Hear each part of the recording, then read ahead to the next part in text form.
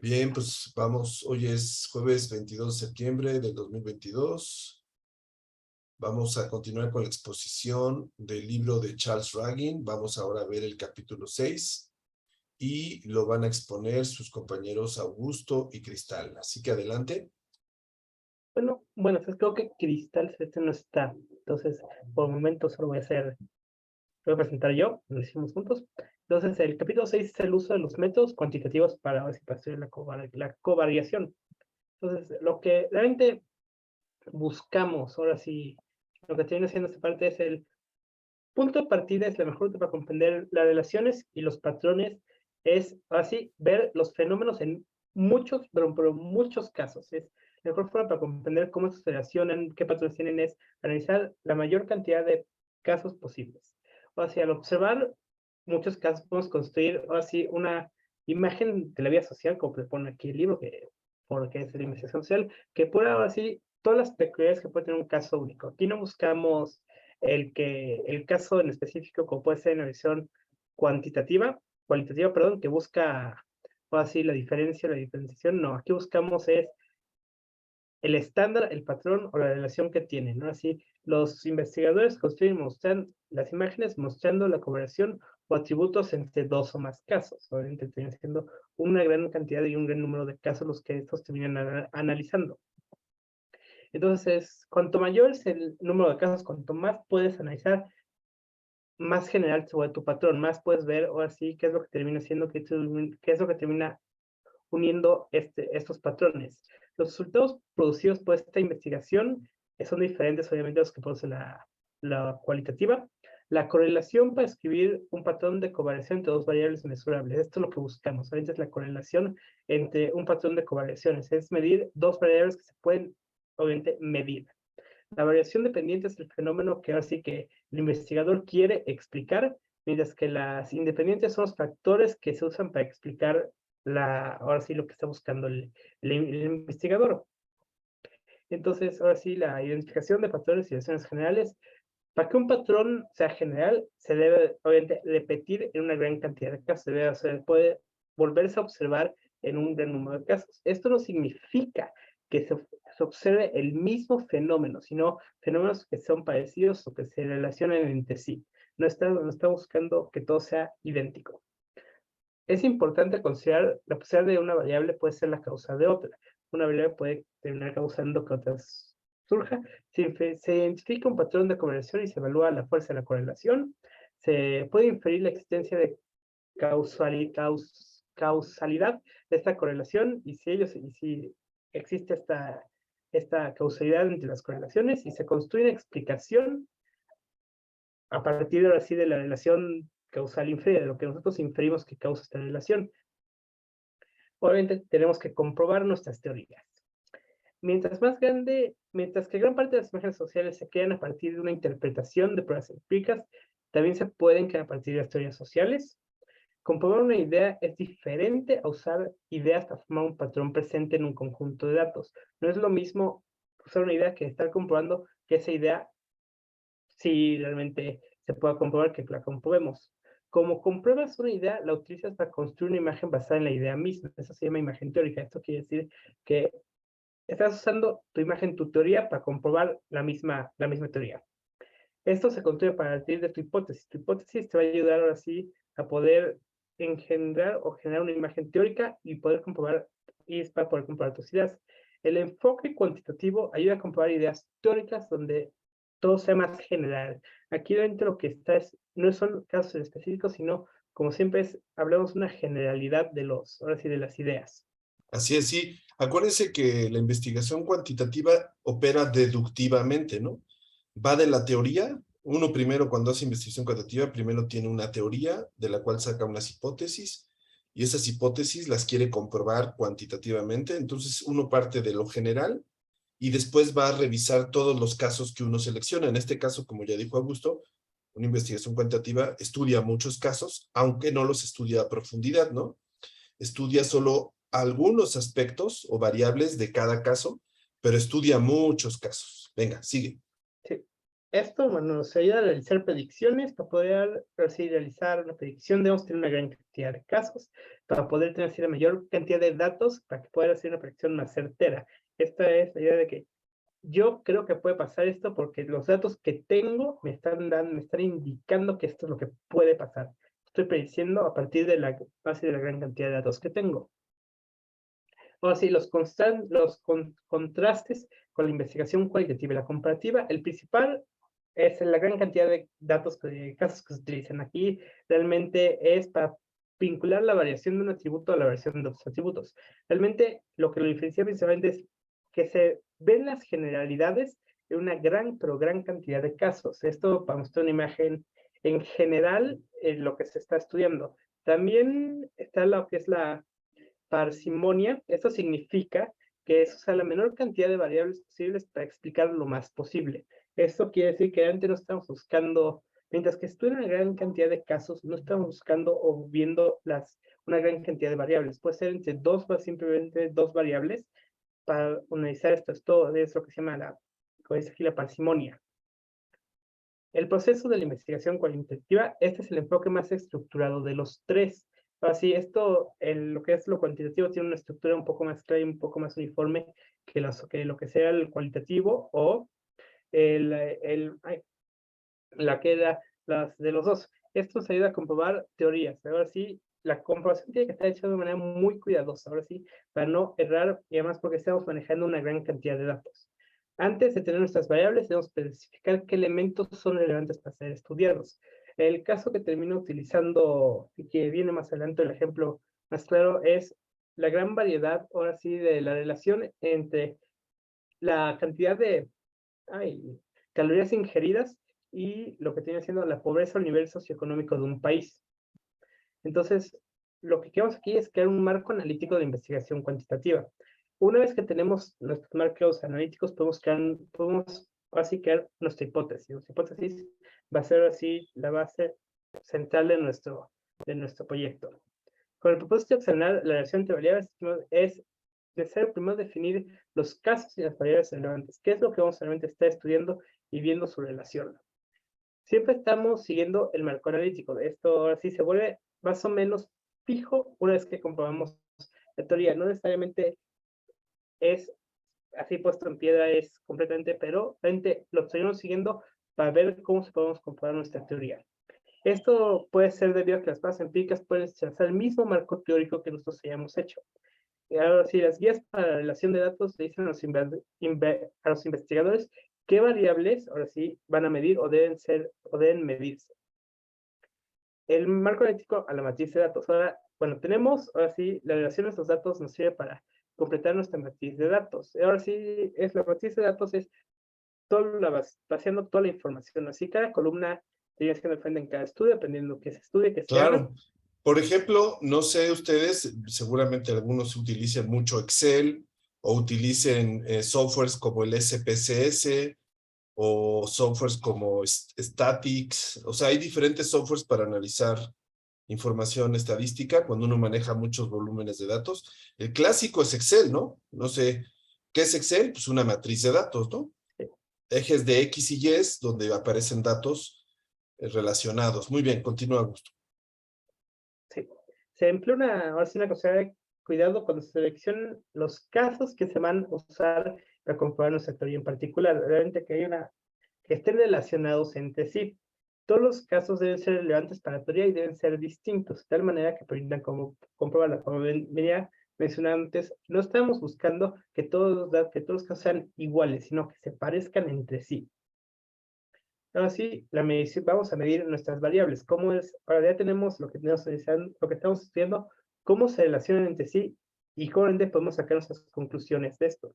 Aquí enfrentamos el problema que sean válidos. Esto significa que vamos a tener, ahora sí, las cuestiones usar las mediciones apropiadas para comprobar su validez. Una forma de comprobar la validez es comprobar las correlaciones entre mediciones alternativas que deberían covariar, así que deberían en sí relacionadas. También nos enfrentamos a que sean fiables, la fiabilidad.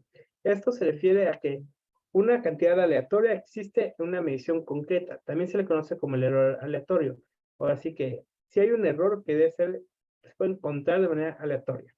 Esto existen muchas formas para combatir la fiabilidad. Tenemos así que no se encuentre el error de manera aleatoria, sino que queremos combatirlo. Cuando la correlación es débil, es difícil determinar por qué sucede, debido a que un investigador quiere defender su teoría inicial. Esto significa que realmente si puede costar trabajo porque estamos defendiendo o viendo realmente por qué no sucedió o qué no está sucediendo. El examen de las correlaciones y la comprobación de las teorías. El examen, ahora sí, esto es el núcleo de la investigación cualitativa. Esto es traducir las ideas teóricas en el marco analítico, escoger los casos, en algunos realizar estrategias de muestreo, las mediciones, Oye, Augusto, en este punto, ¿crees que puedas poner algún ejemplo de una correlación, por ejemplo, que es muy importante, ¿no? Al fin y al cabo, es lo que uno busca cuando hace un estudio cuantitativo. ¿Cómo se Sí. relaciona un fenómeno con otro o unas variables con otras? El Viene que te el venga a la ejemplo, mente. sí, bueno, voy a usar el que viene en el libro, que es justo esta es la matriz de datos. Aquí tenemos varias de estas variables, perdón, que termina siendo la esperanza de vida y el consumo calórico.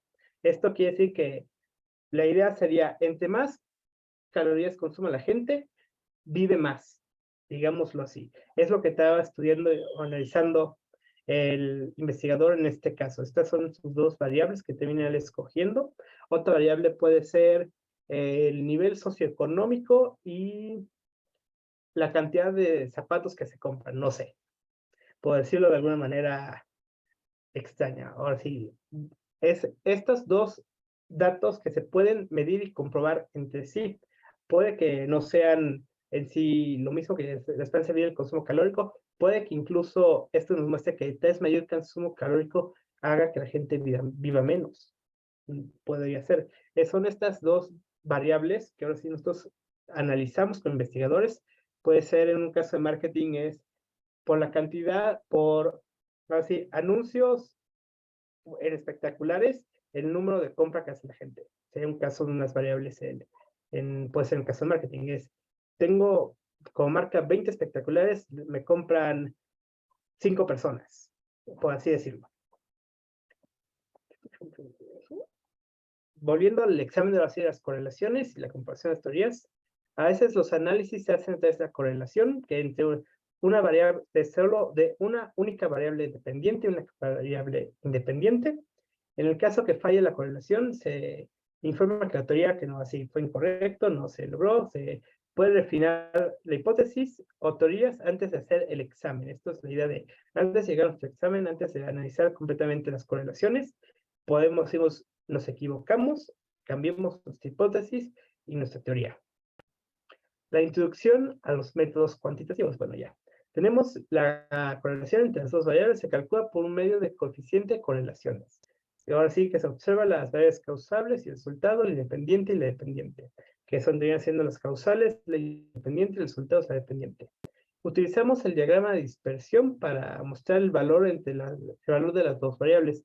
También utilizamos el coeficiente de correlación para medir la relación entre las dos variables. Más adelante veremos así un ejemplo de lo que termina siendo tanto el coeficiente como el diagrama. Bueno, el diagrama termina siendo que no lo puse, pero es una gráfica de una línea en vertical, perdón, viene en un ángulo, con un ángulo, entonces van poniendo ahí los datos de qué tanto se van separando de lo que termina siendo ahora sí, la correlación entre las dos variables. Ahora sí, venimos a lo que es el cálculo de coeficiente de correlación. Normalmente se utilizan las computadoras para hacer el cálculo. El libro viene al final un método para poderlo hacer. Es esencial en el cálculo convertir todas esas variables en valores de z para poderlos estandarizar. La variación va de -1 a +1. -1 es que tiene una correlación altamente negativa y +1 es que tiene una correlación altamente positiva. Es decir, si tiene, aquí el ejemplo, si una variación es de 0.802, significa que tiene una correlación positiva fuerte, que localmente nuestra comprobación entre las dos variables termina siendo cierto, por así decirlo. Si terminaba siendo en -0.802, termina siendo que es negativo, entonces termina siendo incierto. Recordemos aquí una cosa que, bueno, está implícita en lo que estás diciéndonos, que, bueno, todo el mundo conocemos las formas de estadística muy básicas que se llama estadística descriptiva, ¿no? para sacar un promedio, la moda, la mediana, ¿no? Las operaciones de estadística básicas que usamos regularmente. Aquí ya de lo que nos está platicando su compañero Augusto, justamente es de estadística inferencial, ¿no? Para hacer inferencias y sacar estas correlaciones y todos los índices que existen. Hay muchas operaciones muy particulares que reciben nombres específicos para hacer estas operaciones. Adelante. Pero no es necesario, digamos, que si no vamos a trabajar la parte cuantitativa, hagamos esas operaciones. Claro que quien va a usar solo lo cuantitativo, sí es importante que las conozca. Adelante. Bueno, seguimos con nuestro uso de la coeficiente de correlación. El uso más básico es valorar, como venía en la posición anterior, la fuerza entre las dos variables. Se pueden así explorar también otras técnicas de análisis con el propósito de ir más allá de este coeficiente. Así sirve para, ahora sí, analizar casos especiales, que así que su causalidad termina siendo algo complejo, no termina siendo algo bastante sencillo o explicable simplemente con nuestro coeficiente de correlación. Aquí viene ya el ejemplo un poco más en específico, que es con esperanza de vida, el consumo calórico, y vienen nuestros coeficientes de correlación tanto para la esperanza de vida como para el coeficiente calórico. Utilicemos el ejemplo de México. México, durante nuestra esperanza de vida aquí es 69, con un consumo calórico de 3.132 calorías. Ahora sí, la esperanza de vida con relación termina siendo un 0.29. ¿Qué quiere decir? Que no es altamente positivo. Bien, pero mientras que con el consumo calórico es 0.55, sí se tiende más hacia lo que puede ser más positivo. Quiere decir que no está tan relacionado en el caso de México, tan fuertemente relacionado con la esperanza de vida y el consumo calórico, pero no entra en lo negativo. Entonces, sí existe una relación relativamente baja. Después está el ejemplo de Chile. Chile tenemos una esperanza de vida de 72 años con 2.579 calorías, con un valor de esperanza de vida de 0.58. Esto es un nivel alto, pero tenemos un menos 0.44. Es decir, que no existe una correlación entre las dos. En Chile, el consumo de calórico con la esperanza de vida no se relaciona completamente, mientras que sí, termina siendo alta positivo la esperanza de vida, pero termina siendo un negativo el consumo calórico. Pero en Irlanda sí existe una correlación fuerte con 74 años y 3.632, con el valor Z de 0.78 y el valor calórico de 1.44. Eso quiere decir que la correlación es sumamente alta, sumamente positiva. Esto quiere decir que en el caso de Irlanda sí existe una relación y se podría argumentar que analizando o viendo rápidamente esta gráfica, sí existe una correlación entre la esperanza de vida y el consumo calórico, que puede ser que entre más consumo calórico se consuma, comamos, terminamos teniendo una mayor esperanza de vida. Sería lo que se estaría infiriendo aquí a grandes rasgos Claro, rápidamente, exactamente. O sea, viendo los y datos. fíjate, es interesante, esa inferencia o sinónimo de conclusión a la que se llega con este análisis, lo que nos deja ver es la relación entre dos fenómenos, ¿no? Cómo se vinculan dos fenómenos. Al fin y al cabo, hasta ahí llega lo cuantitativo, a buscar esas correlaciones. Ya conocer a fondo por qué, cómo, bajo qué contexto, bajo qué situación, cómo ha evolucionado, eso ya lo cuantitativo no nos lo da. Ahí es donde lo cuantitativo entra a un límite. Lo cuantitativo te construye correlaciones o te permite hacer covariaciones, ¿no? Cómo evoluciona un fenómeno y este afecta la evolución de otro fenómeno y cómo se vinculan. Pero no te permite ir a fondo a explicar con detalle los porqués, las razones profundas de por qué las personas actúan de determinada manera. Y además, si te das cuenta, en este caso, hablando de cosas tan grandes como países, pues no distingues razas, estilos de vida, no Nivel distingues, socioeconómico. sí, preferencias, no distingues si está empleado o desempleado, o sea, como que a tanto detalle ya no llega a lo cuantitativo, aunque es muy útil para tomar decisiones, pero hay un punto en que ya llega un límite, ¿no? Qué bueno que lo comentas porque tiene esta ventaja, pero también tiene esta otra parte que es importante ver. Muy bien, Augusto, continúa. Bueno, las conclusiones terminan siendo que el método cuantitativo es ideal para ocuparse de las diferencias existentes entre un gran número de casos. Realmente aquí no buscamos el detalle, sino buscamos cómo se relacionan dos casos. Ya el detalle viene en otros métodos. Es el más científico de los tres. Debidamente hay que utilizar ahora sí una base teórica más fuerte, una Bueno, hipótesis. Augusto, yo no diría tanto, a lo mejor la palabra adecuada no es decir que es el más científico, digamos que es el que se apega más a una visión tradicional de lo que entendemos por ciencia dura, ¿no? O Oh, basada en las matemáticas, porque los otros son igual de válidos, igual de científicos, solo que este se basa más en una epistemología que se le llama positivista, ¿no? Digamos, pero sí, o sea, tal vez la palabra sea decir, es el que se basa más en datos duros, que a los políticos, a los empresarios, pues les sirve mucho esos datos duros para tomar decisiones, ¿no? Adelante. sí, puede haber así cuál es la correlación entre las variables. Es condensar todas las pruebas empíricas que salgan de una manera simple, como vimos aquí, en la correlación de dos datos, de dos números, se purgan, se analizan y se bajan a estos números relativamente más manejables. Pero no es algo Simplificar, o relativamente, sea, el sí, reto de lo cuantitativo es simplificar el fenómeno con las estadísticas, ¿no? Muy bien, eso es muy buen énfasis. es así, es no es radicalmente diferente a los otros métodos, los test, o sea, si los otros dos también sirven para hacer una investigación, simplemente el que se hace es una gran cantidad de datos, los test manejan una teoría, un marco analítico o así, y todos sirven para construir, en este caso lo pone el libro, construir imágenes de la sociedad, todos nos sirven para analizar, simplemente es el enfoque que le queremos dar al análisis. Muy bien, excelente. Buena conclusión, muchas gracias. Efectivamente, de eso se trata. Estos enfoques lo que nos ayudan es a tomar la decisión en el caso de cada uno de qué nos gustaría hacer. Nos gusta algo más que simplifiquemos con estadísticas, buscando correlaciones, es más rápido, pero es menos profundo y al mismo tiempo pues no es más fácil ni más difícil, simplemente tienes que manejar muchos casos, ¿no? O prefieres trabajar poquitos casos pero a profundidad. O prefieres un fenómeno que te permita la diversidad y te quedas en medio con el comparativo, ¿no? Muy bien, voy a darle la palabra a Eliane. Adelante, Eliane, te escuchamos. Voy a parar la grabación.